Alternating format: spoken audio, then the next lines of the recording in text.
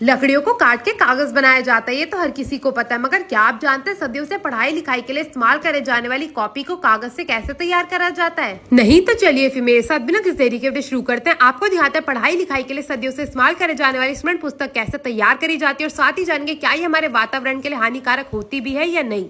तो copy register या कह लो स्मरण पुस्तक को बनाने के लिए सबसे पहले कागज के बड़े बड़े रोल को फैक्ट्रियों से मंगाया जाता है। यहाँ पे आप देख सकते हैं बड़े बड़े से जो कागज के रोल है इनको लगाया जाएगा मशीन के अंदर। तो इस डंडे की सहायता से इसे मशीन के अंदर लगाया जाता है। तो सबसे पहले से इस डंडे से जोड़ा जाता है रोल को, और उसके बाद जितना भी आप ये गंदा कागज देख रहे हैं ना, इसकी कटाई करी जाती है। तो यहाँ पे आप देख सकते हैं इस रोल को मशीन से लगा दिया गया है। अब जितना भी गंदा कागज है उसे काट के अलग कर दिया जाएगा, और जितना भी साफ कागज है उसे कॉपी बनाने के लिए आगे भेजा जाएगा। तो यहाँ पे गंदे कागज को अलग कर दिया गया है, इसे एक तरफ इकट्ठा कर लेते हैं जो कि दोबारा से फैक्ट्री में जाता है नया कागज बनने के लिए।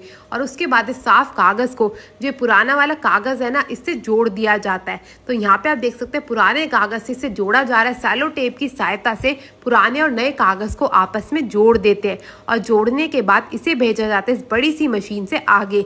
ये ऑटोमेटिक मशीन होती है जिसमें एक तरफ से जो कागज का जो रोल है ना ये घूमता रहता है, और दूसरी तरफ से इसी मशीन द्वारा इस कागज पे लाइनें भी बनाई जाती है और इसकी कटाई भी करी जाती है। वो दिखाते हैं कैसे। तो यहाँ पे आप देख सकते हैं दोनों मशीनें चालू हो चुकी हैं, और जो रोल है वो बड़ी तेजी से घूमने भी लग गया है। इसी मशीन की सहायता से एक और से दूसरी ओर कागज आता है, और दूसरी तरफ से ये प्यारे से भैया डालते हैं इंक। तो यहाँ पे सबसे पहले काली इंक डाली गई है जिससे कागज पे लकीरें खींची जाती है, और कागज के जो सबसे ऊपर गुलाबी लाइनें होती है उसके लिए यहाँ पे गुलाबी शाही भी डाल दी जाती है। तो दोनों शाहियों को मशीन के अंदर डालने के बाद जो कागज होता है वो बड़ी तेजी से घूमने लग जाता है, और इस पे जो एक तरफ से छपाई होनी शुरू हो जाती है। दोनों तरफ से कागज के ऊपर छपाई करने के बाद ये कागज इसी मशीन की सहायता से ऊपर की ओर से घूमता हुआ आगे आता है, और उसके बाद होती है इसकी कटाई का कार्यक्रम शुरू।